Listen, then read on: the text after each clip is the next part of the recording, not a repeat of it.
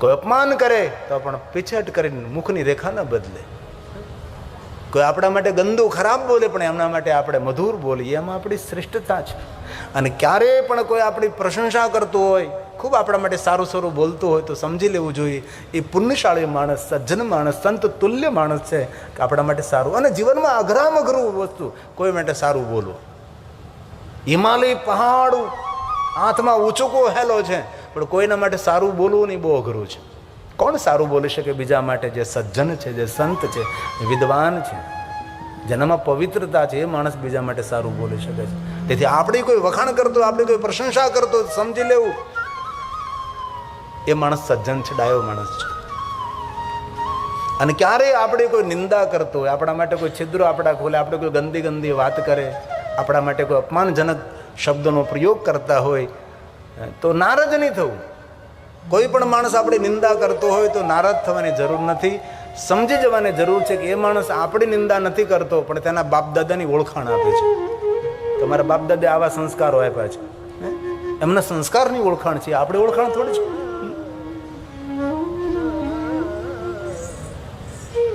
બ્રહ્મા નારદને કહે છે, નારદ આ રૂપ મને બહુ જ વાલું છે, નીલકંઠ રૂપ. બાકી તો મૂળ રૂપને કોઈ નથી જાણતો. નાંતમ દેવા વિજાનંતી. જગતના દેવતા પણ આ રૂપને, ભગવાનના રૂપને કોઈ જાણતું નથી. હું તો નમસ્કાર કરું છું. નાંતમ દેવા, નાંતમ દેવા વિજાનંતી. કોઈ નથી જાણતું. યસ્ય તસ્મૈ નમો નમઃ. યમ વાચ પ્રશંસા. મારી વાણી કેવી રીતે પ્રશંસા કરી શકે? હું તો નમસ્કાર કરું છું. નમસ્તસ્મૈ ચિદાત્મને. નમસ્તસ્મૈ ચિદાત્મને. ભગવાન શંકરજી વિશ્વાન કર્યું. પાર્વતીએ શંકર ભગવાનને ઠપકો આપ્યો હતો. કેટલા દેવતાઓ ત્યાં ઉપસ્થિત હતા અને તમે એકલાએ ઝેર પીધું? આ ઝેર પીવાનું કારણ કયું? પાર્વતીએ કહ્યું કે તમારે શું કરવાની જરૂર હતી? આ બધું જ ઘણા દેવતાઓ ઉપસ્થિત હતા, પી લે થોડુંક, તમારે શા માટે પીવાની જરૂર હતી? ત્યારે શંકર ભગવાને બહુ જ કહ્યું, સુંદર કહ્યું કે પાર્વતી સાંભળ, આ દેવતાઓ મારા ભક્ત છે અને મારા ભક્તને ખૂબ હું પ્રેમ કરું છું, તેને વાત્સલ્ય કરું છું. મારા ભક્તોના સુખ માટે હું ઝેર પીવા માટે તૈયાર છું. પાર્વતી, તને ખબર નથી આ જેટલા દેવતાઓ છે ને મારા આશ્રિત કીધું છે. આ શિવ મહાપડ ગ્રંથનો શ્લોક છે. વિષમ પીતમ સુરાર્ધમ હિ. દેવતાઓના હિત માટે મેં વિશ્વાન કર્યું. રુદ્ર સંહિતાનો આ શ્લોક છે. પાર્વતીએ મહાદેવને ઠપકો આપ્યો કે આ બધું કરવાની શું જરૂર હતી તમારે? કેટલો કંઠ તમારો સુંદર હતો ને તમે નીલકંઠ, કંઠ કાળો થઈ ગયો છે. ત્યારે ભગવાન મહાદેવે કહ્યું છે, દેવતાઓના હિત માટે, જગતના હિત માટે મારા ભક્તોને હું વાત્સલ્ય કરું છું. પ્રેમ અને વાત્સલ્યમાં ફરક છે. વાત્સલ્ય કોણ કરે? માં કરે, સદગુરુ કરે. મારા ભક્તોને હું ખૂબ વાત્સલ્ય કરું છું. જેમ નાનકડા વાસરડાને ગાય માતા પ્રેમ કરતી હોય એવો પ્રેમ મહાદેવજી પોતાના ભક્તોને કરે છે. તેથી ભગવાન સ્વયં શિવ પાર્વતીને કહે, વિષમ પીતમ, વિષમ પીતમ સુરાર્ધમ હિ. ભક્ત વત્સલ ભાવદ્રક. દેવ કષ્ટમ કૃતમ યજ્ઞા. સર્વ દેવ મયા સુરા. સર્વ દેવ મયા સુરા. ભગવાન મહાદેવ પાર્વતીને કહે છે. અને આપણે જોયું છે, આપણે વિચાર્યું છે, આ જગતની અંદર વધારે કોઈ શિવાલીમાં મહાદેવ બિરાજતા તો નીલકંઠ મહાદેવ વધારે હોય છે. જાજે ભાગે શંકર ભગવાન નીલકંઠ મહાદેવથી પૂજાતા હોય છે. અકારણ બ્રહ્માંડનો ક્ષય થવા લાગ્યો. અકાંડ બ્રહ્માંડ ક્ષય ચકિત દેવા સુર કૃપા. વિશ્વના દેવતાઓ પર કૃપા કરવા માટે ભગવાન મહાદેવજી વિશ્વાન કરે છે. એ શિવ છે. અમૃત પીવે એ શંકર નહીં, એ તો બધા દેવતાઓ છે. જહેર પીવે એ શંકર છે. મહાદેવ પછી સોના ચાંદી હીરા મોતી નહીં, શ્વેતાંબર પિતાંબર લીલાંબર નહીં. ભગવાન શંકર એટલા મહાન કેમ છે? કે ભગવાન શંકરનો એક શ્રેષ્ઠ સદગુણ ઉદારતા, પરોપકાર, કરુણા. ભગવાન મહાદેવ સ્વયંનો વિચાર ન કરે, પોતાના ભક્તોનો વિચાર કરે છે. આપણા આચાર્યજી પ્રવચનમાં કહેતા હતા કે એકવાર મહાદેવ બોલો એટલે ભગવાન મહાદેવ આપણા પર કૃપા દ્રષ્ટિ કરે, અને બીજી વાર બોલો એટલે મહાદેવજી દોડતો દોડતો આપણી પાસે આવે, અને ત્રીજી વાર તમે મહાદેવ બોલો એટલે ભગવાન શંકર આપણો ઋણી બની જાય. મહાદેવ મહાદેવ મહાદેવ. આજે અમારે 91 વર્ષના બાપા મહાદેવના પરમ ભક્ત મેં એમને કહ્યું, એ કહેતા હતા કેટલા વર્ષ સરપંચ રહ્યો, એટલા વર્ષ સુધી આમ, એટલા વર્ષોથી ભગવાન મહાદેવને જલાભિષેક કરું છું. એવી ઘણી બધી તેની અંગત વાતો મને કરી. એટલે મોટી ઉંમરના ચાલતા ચાલતા 91 વર્ષના બાપા. આ જો અત્યારે ટેલિવિઝનમાં તમે જોવો છો તે ક્ષત્રિય સમાજના દાદા. મેં એમને એક જ કહ્યું, એક ભગવાન મહાદેવના નામની અંદર જે અદ્ભુત શક્તિ છે ને, એક મહાદેવના નામમાં જે શક્તિ છે એટલા પાપ કરવા માણસ સમર્થ પણ નથી. એ મહાદેવના નામની અંદર અદ્ભુત શક્તિ છે. શિવનામ તરીમ પ્રાપ્યમ સંસાર બંધ તરંતિ તે સંસાર મૂળ પાપાની તાની નશંતિ સંશય. इसमें કોઈ સંશય નહીં. ભગવાન શિવજીનું નામ જીવનના દરેક પાપોમાંથી તારનારું છે. શિવનામ કુંઠારણ વિનાશ ન જાય તે ધ્રુવમ. ભગવાન મહાદેવનું નામ આપણા પાપના જડમોમાંથી ઉખેડીને ફેંકી દે છે. શિવે તે નામ પિયુષ વર્ષા ધારા પરિલુપ્તા. જેના મુખમાં મહાદેવનું નામ છે તેના પર અમૃતનો વરસાદ વરસે છે. તેથી હાલતા ચાલતા બેસતા ઉઠતા ખાતા પીતા ઊંઘતા જાગતા ભગવાન મહાદેવનું નામ લેવું. જો હું શિવ કથા કરું છું એટલે મહાદેવનું જ કહેવાનો છું. તમારે એવું ન સમજવું કે પછી બીજા કોઈનું નામ ન લેવું. તમારો જે ઈષ્ટ હોય એ તમારા માટે મહાદેવ છે. પછી રામ હોય કે કૃષ્ણ હોય કે રામા પીર હોય, એવી કોઈ જડતા, કોઈ સંકુચિતતા નથી. નામ એ કલયુગમાં નાવ છે. નહીં કલિકર મન ભગતિ વિવેકુ રામ નામ અવલંબન એકુ. નામ કલયુગને તારનાર છે. અકારણ બ્રહ્માંડનો ક્ષય થયો છે. અકારણ બ્રહ્માંડનો ક્ષય થયો છે. પુષ્પદંત અકાંડ બ્રહ્માંડ ક્ષય ચકિત દેવા સુર કૃપા વિધેયસ્યાસ્ય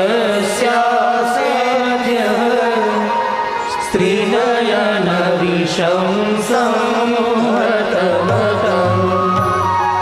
सकलमाश कंठे तव न कुरुते न श्रियमो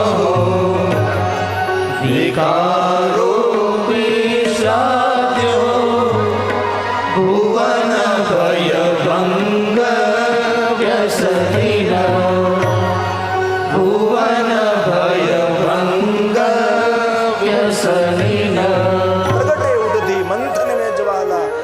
સુરાસુર ભય બિહાલા કિન્હી દયા કહી કહી સાઈ નીલકંઠ દબ નામ કહાઈ.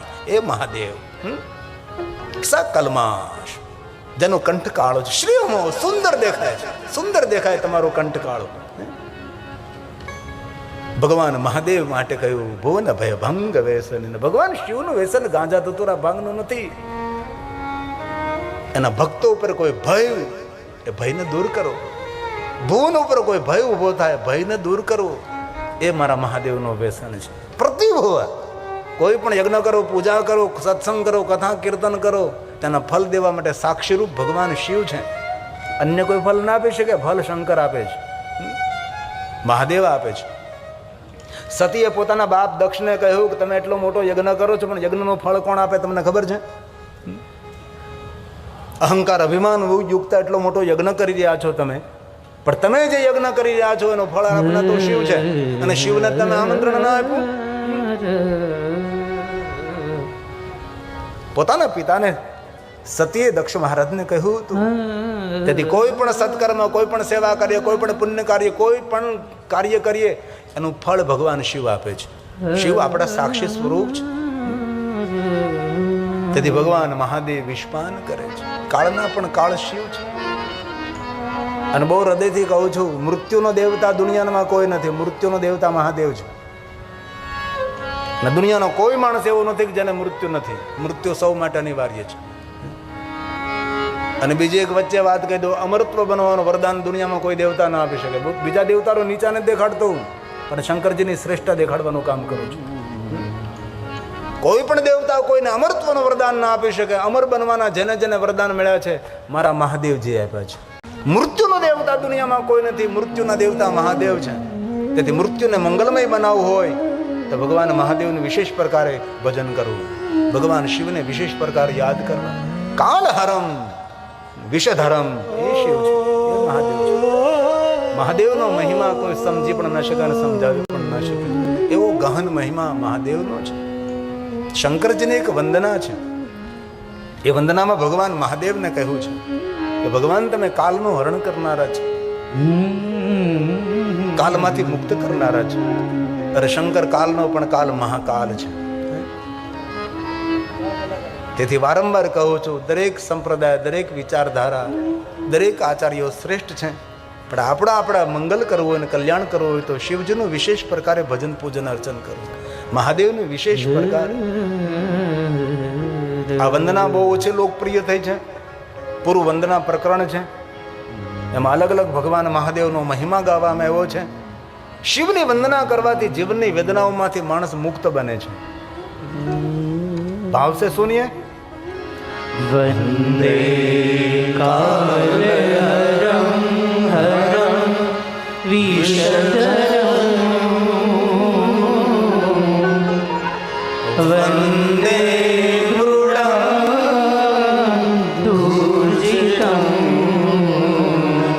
જટામાં ઘૂમતી હુઈ ગંગા. ગંગા સ્થિર નથી જટામાં, જટામાં ઘૂમે જટા કટા. એ કડાઈમાં જેમ પાણી ઘૂમતું હોય એમ જટાની અંદર ગંગા ઘૂમતી રહે, એવા ભગવાન મહાદેવ છે. હે મહાદેવ વંદે સર્વગતમ દયામૃતનિલમ દયારૂપી અમૃતનો વરસાદ વરસાવનારા ભગવાન શંકર છે. વંદે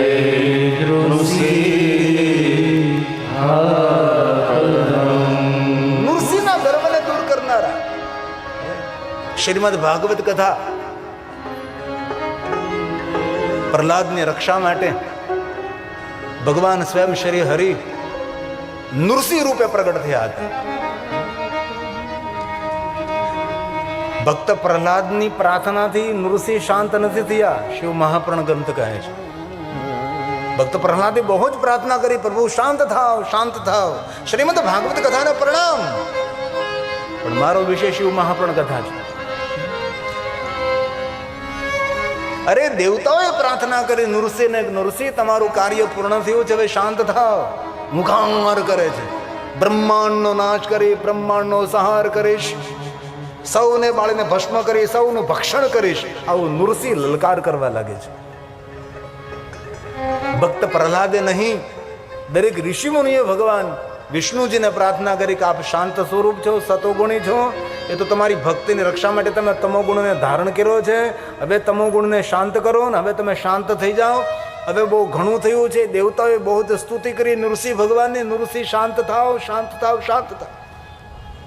હવે જેમ જેમ શાંતિ માટે પ્રાર્થના કરે દેવતાઓ, ઋષિ મુનિઓ, તેમ તેમ વધારે ઉગ્ર બને, વધારે ઉગ્ર બને, મોટી મોટી લલકાર કરવા લાગે છે. જેમ કે નહીં, બે જણા બાદ તમે પકડી રાખો તો વધારે જોર કરે, મને મૂકી દે, પણ તને પકડ્યો જ કોને? જાની બાદમાં. જેમ જેમ જેમ જેમ સમજાવે છે દેવતાઓ, ઋષિ મુનિઓ, તેમ તેમ વધારે ઉગ્ર બને છે નૃસિંહ. હવે દેવતાઓ ભયભીત થયા છે. હવે શું કરીએ આપણે? દેવતાઓને યાદ આવ્યું, દરેક ભયમાંથી મુક્ત કરનારા મહાદેવ છે.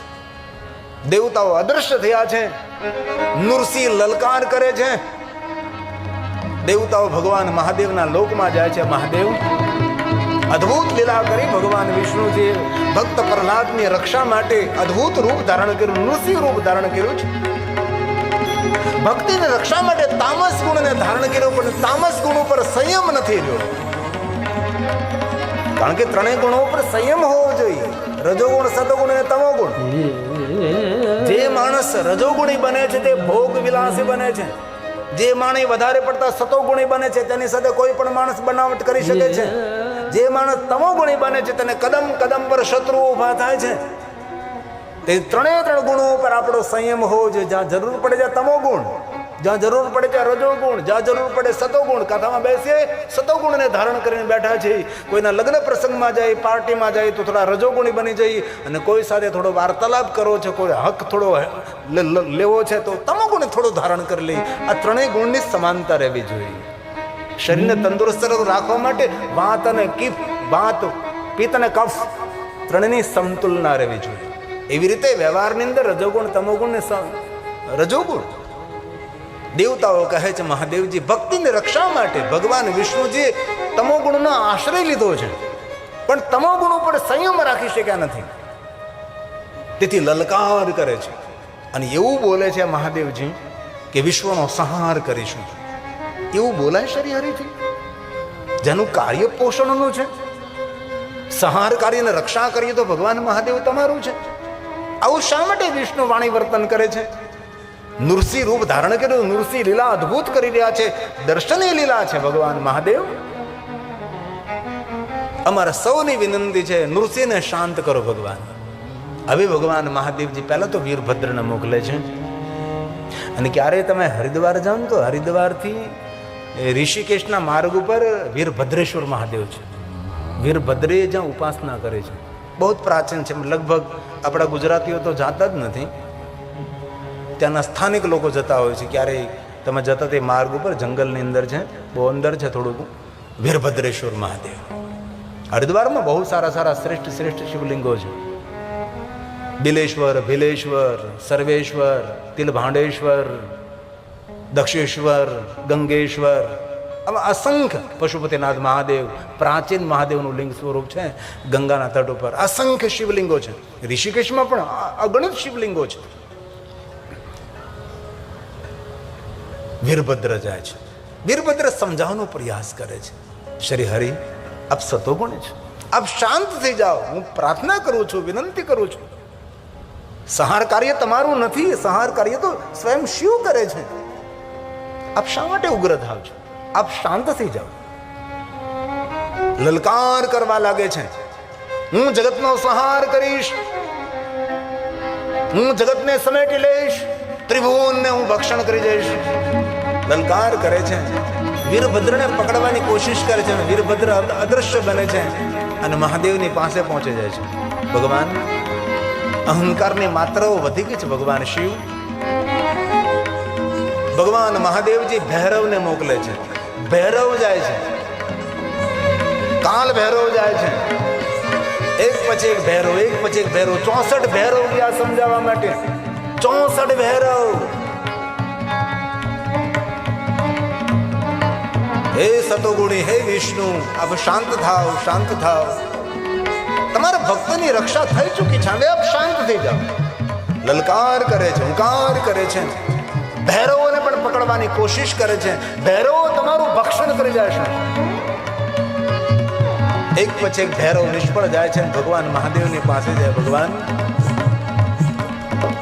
આપ જ રક્ષા કરી શકો છો અને શ્રી હરિ વિષ્ણુને આપ શાંત કરી શકો છો. ભગવાન મહાદેવ કહે છે જે રીતે વિષ્ણુ અદ્ભુત લીલા કરી રહ્યો છે, નૃસિંહ રૂપ ધારણ કરી, એ રીતે હું પણ અદ્ભુત લીલા કરીશ. હવે હું શરભ રૂપને ધારણ કરીશ. એ નર ને સિંહમાં સમન્વય છે. હું દુનિયાના દરેક પ્રાણી પશુનું રૂપ ધારણ કરીશ. મુખ પક્ષી જેવું, પગ મનુષ્ય જેવા, પાંખો પશુ, પક્ષી, પ્રાણી, મનુષ્ય દરેકનું રૂપ ધારણ કરે છે, જેનું શરભ રૂપ ધામ છે. ચિત્ર વિચિત્ર ભગવાન શિવનું રૂપ છે. મનુષ્ય જેવા લાગે, દેવ જેવા લાગે, પશુ જેવા લાગે, પક્ષી જેવા લાગે, પ્રાણીઓ જેવા લાગે, વિકરાળ લાગે. આકાશમાંથી પાંખોને ફફડાવતા શરભ રૂપ ધારણ કરીને ભગવાન શિવ પધારે છે અને પોતાની પાંખોમાં અને પોતાની નોરમાં નૃસિંહને ઉપાડે છે. નૃસિંહને આકાશમાં લઈ જાય છે. આકાશમાં નૃસિંહને લઈ નૃસિંહની ખાલ ઉતારે. નૃસિંહનું ચામડું ઉતરતા ભગવાન વિષ્ણુ હાથ જોડીને કહે છે, હે મહાદેવ, હે મહાદેવ, હે મહાદેવ, હે મહાદેવ, હું ક્ષમા માંગુ છું.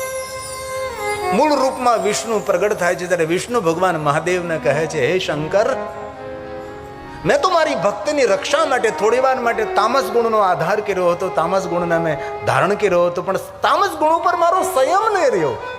પણ મહાદેવ, તમારો તો સ્વભાવ તામસ છે, તો પણ તમે શાંત કેવી રીતે રહી શકો છો ભગવાન?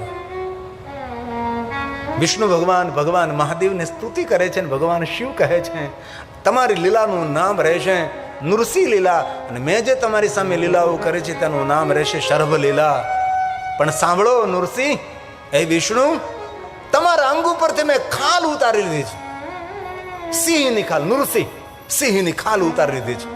ત્યારે ભગવાન શિવ કહે છે, હે વિષ્ણુ, તમારી નૃસિંહ લીલાને યાદ સ્વરૂપ આજથી તમારા અંગ ઉપરથી મેં જે સિંહની ખાલ ઉતારી છે ને, એ આજથી મારા અંગ ઉપર હું આજથી ધારણ કરીશ. ત્યારથી ભગવાન શિવજી સિંહનું ચામડું પહેરે છે. ભગવાન શંકરજીએ સિંહને માર્યો નથી. ભગવાન શંકરજી સિંહનું ચામડું પહેરે તેનું કારણ એ છે નૃસિંહ અવતાર. નૃસિંહ અવતારને યાદ સ્વરૂપે ભગવાન મહાદેવજી સિંહનું ચામડું પહેરે છે. હાથીનું ચામડું શા માટે? મૃગ ચર્મ શા માટે? એની બધી કથાઓ જ. ભગવાન શિવજીએ મૃગોનું હરણ નથી કર્યું, મૃગોને માર્યા નથી, એની પણ કથા છે. હાથીનું મરણ નથી કર્યું, હાથીને માર્યું નથી, હાથીનું ચામડું શા માટે? આ બધી કથાઓ છે.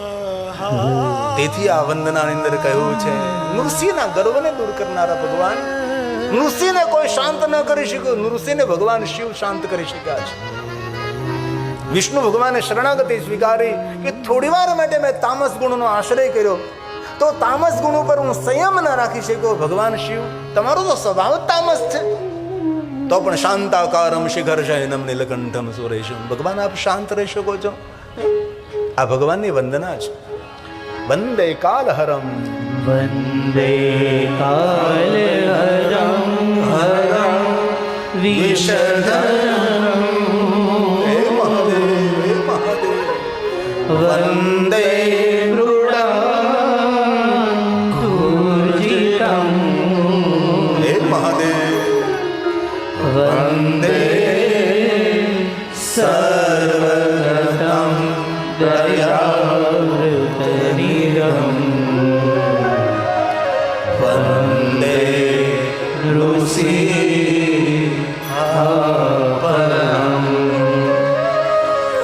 વંદે વિપ્રસુરાર્ચિતાદ્રી